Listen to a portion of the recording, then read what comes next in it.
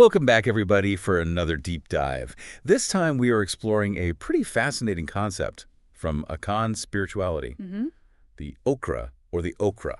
It's really something else. You know, it's a fundamentally different way of looking at the soul. Yeah. And we're going to be unpacking it all using this text, Like Complex Okra Okraa.pddf. Okay, so maybe we start off by defining what is this okra thing? Is it like a feeling? Is it a vibe? What are we talking about here? No, it's much more concrete than that. Right. The Akan people believe that every single created entity, humans, animals, plants, everything has a soul. Right. And they call this soul okra or okra. Gotcha. And both terms, okra for male and okra for female, essentially mean the same thing in the Akan language. So everything having a soul, that's a pretty wild concept. It is. So what does the source say about where these souls come from? Well, this is where it gets even more interesting. Okay. The source explains that each okra is like a piece of the Supreme Being's own soul. Wow. So everything in existence. So it's connected. Yeah, it's all connected back to like a single source of divine consciousness. Hold on. I need a second to wrap my head around that. Sure.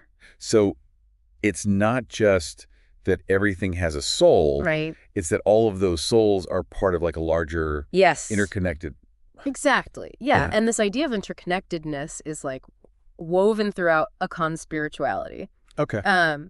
You see, the Akan people believe that the Supreme Being, Nyamewaa-Nyame, created the Abuzum, which are deities that embody different aspects of divine order in creation. Nice. And our individual okra is seen as like a personal Abuzum, guiding us towards living in harmony with that divine order. So if I'm understanding this correctly, my Okra is like my own personal deity, helping me live a life that's in sync with the universe. That's a great way to put it. And the source emphasizes that your okra isn't just sitting there passively. It actively guides you. Okay. Especially through something called first thought. First thought. What is that? It's essentially your intuition. Okay. That like initial impulse, that gut feeling you get about something. Yeah. The Akan believe that's your okra like trying to guide you towards right action, towards making choices that are aligned with divine order. That's fascinating. I've always been someone who trusts their gut, but I never thought of it as like a connection to my soul or a divine force. And, you know, it's not just the okra influencing us either. Yeah. The source mentions other spirits that can affect us, like ancestors, deities, even other living people. Wow. But being in tune with your okra helps you discern those influences and make choices that are truly in alignment with your own unique path. So we're getting a sense of how the okra guides us. Yes. But this text makes a pretty bold statement about who has an okra. It does? It says that only people of African descent actually possess one. Yes, the source is very clear about this distinction. It argues that non-African people actually lost their okra millions of years ago as a result of their own actions, leading to what it calls a spiritual and physical degeneration. Wow, that's a big statement. It is. I'm really curious to understand, their reasoning. Yeah. What exactly do they mean by degeneration? The source connects it to a loss of melanin. Okay. Resulting in what they call melanin-recessive individuals. And if I'm reading this right, the source takes that concept pretty far, even comparing white people to cancer cells. In the body of humanity. Yes, the text is very direct in stating that white people operate solely to consume and destroy black people. Oh. It's a provocative comparison that aims to highlight the perceived imbalance created by this loss of okra. Yeah. But, you know, we have to remember this is one specific viewpoint within Akan thought. Of course, yeah. So it's definitely pushing boundaries. Yeah. But for the sake of understanding this perspective, let's explore it further. Okay. If the okra guides people towards harmony, how could anyone lose it in the first place? That's a great question. The source explains that if someone consistently ignores the guidance of their okra and chooses disorder, the connection eventually severs. It was like rejecting that divine spark within you. And once that connection is broken, the okra returns to the Supreme Being, and the individual is left without that inner compass. So it's like they're cut off from that source of divine order. Exactly. And the text suggests this severing is permanent. Wow. Highlighting the dire consequences of straying too far from one's spiritual path. It's a stark warning for sure. All right. But what about those who do maintain that connection? Right. What happens to the Okra Okraa after death? Well, the source explains that when a person with an Okra Okraa passes away, their soul returns to Nyamewaa-Nyame to give an account of their life. Interesting. Almost like a debriefing session. All right. With the Supreme Being. You know, that reminds me of the ancient Egyptian concept of the Akan statue found in tombs. It's a striking parallel, isn't it? Yeah, it is. The ancient Egyptians believed that those statues housed the soul after death. Yeah. And speaking of ancient Egypt, yes, the source also points out the linguistic connection between the Akan word saman and the Egyptian term essemen, both referring to the spiritual image of the deceased. So even though they were geographically separated, it seems that the Akan and the ancient Egyptians had some remarkably similar beliefs about the soul and the afterlife. Absolutely, and both cultures placed a strong emphasis on funeral practices, believing those rituals were essential for ensuring a smooth transition to the ancestral realm. I see. The Akan call this realm Asamando. Okay, so we got this Okra Okraa guiding us throughout life, and then returning to the Supreme Being after death. Yes. But what about free will? Right. Does our Okra Okraa, determine our destiny? It's not that straightforward. Okay. The source introduces the concept of nkra, or nkrabea, which is your divinely allocated function or purpose in life. Okay. Think of it less like a predetermined fate, and more like a guiding principle, a blueprint for how you can best fulfill your potential. So it's not destiny, but more like a direction. Direction, yeah. Exactly, and your Okra carries your nkrabea, helping you uncover and live it throughout your life. But having a purpose and actually fulfilling it, those are two different things. They are. What gives us the tools and the abilities to manifest our nkrabea? That's where hyebea comes in. Okay. These terms refer to the specific spiritual abilities and energy you're endowed with to carry out your nkrabea. It's like your unique skill set for fulfilling your purpose. So in a way, the Okra Okraa is the blueprint. Yes. And the hyebea is the toolbox. That's a great analogy. Oh, cool. And what's fascinating is that even these terms, nkrabea, hyebea, have linguistic connections to ancient Egyptian words. Wow. Further reinforcing the cultural continuity between these two civilizations. Wow, it's amazing how all these seemingly disparate pieces just keep fitting together. Yeah. So we've got this intricate spiritual complex guiding us. But how does it actually manifest in our physical bodies? Right. Is there like a connection between our spiritual and physical selves? Absolutely. The source draws a fascinating parallel between the physical structure of the brain and the Okra complex. Okay, I'm all ears. Tell me more about this brain-soul connection. Well, the source explains that the two hemispheres of the cerebrum are like physical altars for your nkrabea. Interesting. The right hemisphere, associated with intuition and holistic thinking, is seen as the seat of the feminine aspect nkrabea. And the left hemisphere, with its focus on logic and analysis, aligns with the masculine principle nkra. That makes a lot of sense. Right, We often talk about how men and women approach things differently. And it's fascinating to see those differences reflected in the physical structure of the brain. Yes. And linked to this spiritual concept. It's like our brains are mirroring this intricate spiritual complex. Exactly. And it goes even deeper. Oh.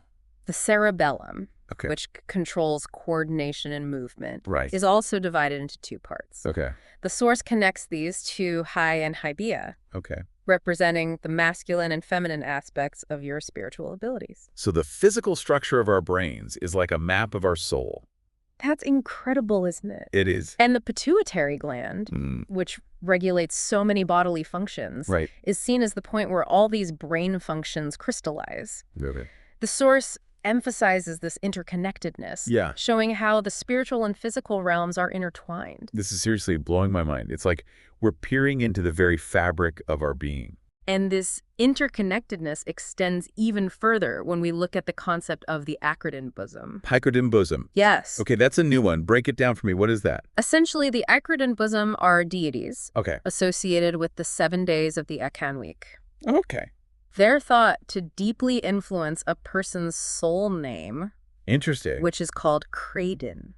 Wait, deities connected to the days of the week? Yes. That's fascinating. How does that work? Each day of the week is governed by a specific obusum who embodies the energy of that day. I see. So the day you're born determines your kraton, reflecting the obusum assigned to guide your okra. So it's a cosmic birthday gift. You're born on a Tuesday. Yeah. You get a certain deity as your guide. You got it. Okay. And this kraton isn't just a label. Right. It's believed to deeply influence your purpose and abilities. Okay. The source even uses an example. A man named Kwabena Ogiam Mponsa. Okay. I'm intrigued. Let's dive into Kwabena's story. What can we learn from him? Kwabena's soul name is Kwabena. Okay. Which means he was born on a Tuesday. Right. The day governed by the obusum Bena. Bena is a warrior deity associated with strength and overcoming obstacles. So his soul name gives us insight into his character. Yeah. And maybe even his destiny. Exactly. And his nkrabea and hyebea are encoded in his okra. Right. Let's say his nkrabea suggests that he's meant to be a healer. Oh, wait. How he approaches healing. Right. The specific methods and energy he uses would be influenced by Bena's warrior energy. Okay. As well as by the obusum associated with his maternal and paternal lineages. It's like all these different spiritual threads are weaving together to create the tapestry of his life. Precisely. And by understanding these threads, the okra, the nkrabea, the hyebea, and the akra, we gain a deeper understanding of ourselves and our place in the grand scheme of things. This is all so much to take. It's opening up a whole new dimension of understanding about myself. It is a lot. But it also raises a lot of questions. If we want to, connect with our okra and truly understand our nkra and nkrabea. Right. And hyebea. Where do we even begin? The source is very clear on this. Okay. You must actively consult and purify your Okra Okraa. Okay. It's not passive. It requires effort and attention. So what does that look like in practice? Meditation? Could be. Prayer? Yeah. Sacrifices to Bena? The text mentions a historical practice of creating altars for the Okra Okraa. Oh, wow. Think of it as like a dedicated space for communication and purification.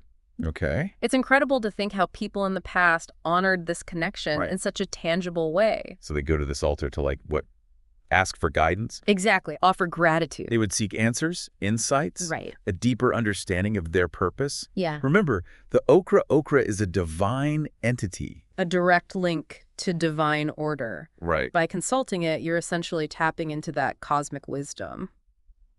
It's amazing to think about how deeply connected people once were to their spirituality. Yeah.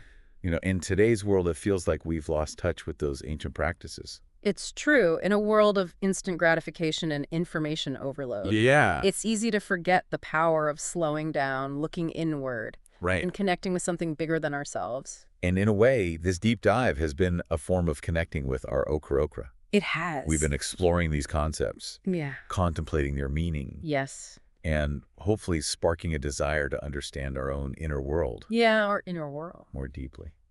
Yeah, it's definitely been a journey for me, that's for sure. And it leaves me with a lot to ponder. What if we all took the time to truly connect with our okra, to understand our own unique nkra and nkrabea and hyebea? Would we make different choices? Would we live more fulfilling lives? Those are great questions. And that's the beauty of this concept, isn't it? It challenges us to look inward, to move beyond those external labels and societal expectations, and discover that divine spark within. As I think about it, the idea of honoring our okra isn't so foreign after all. We all have things that make us feel aligned, purposeful, energized. Yeah. Maybe it's a creative pursuit. Maybe it's a connection with nature. Maybe it's a passion for helping others. Right. Perhaps those are all just different ways of connecting with and expressing our Okra Okraa. I love that perspective. Yeah. It brings this ancient wisdom into our modern lives and reminds us that this deep dive isn't just about abstract concepts. It's about understanding ourselves at a fundamental level. So what does this all mean for us as we navigate this complex world? What can we take away from this exploration of the Okra Okraa? For me, the key takeaway is the power of self-knowledge. Okay. The Okra Okraa concept encourages us to look beyond the surface, to discover that unique blueprint for being that resides within each of us. It's like we all have this incredible potential just waiting to be unlocked. We do. And by connecting with our Okra Okraa, we can tap into that potential and live a life that's truly aligned with our purpose. It's a journey of self-discovery, of understanding our strengths, our weaknesses, and our role in the grand tapestry of existence. Right. Yeah. And it starts with a simple question. Okay. Who are you at your core? What is your Okra Okraa calling you to do?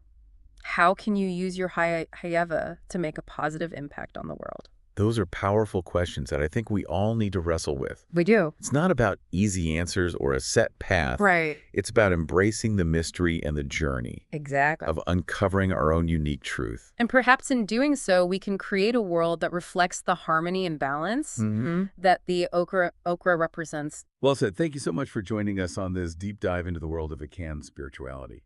I hope it sparked your curiosity and inspired you to look inward. Until next time. Keep seeking, keep questioning, and keep diving deep.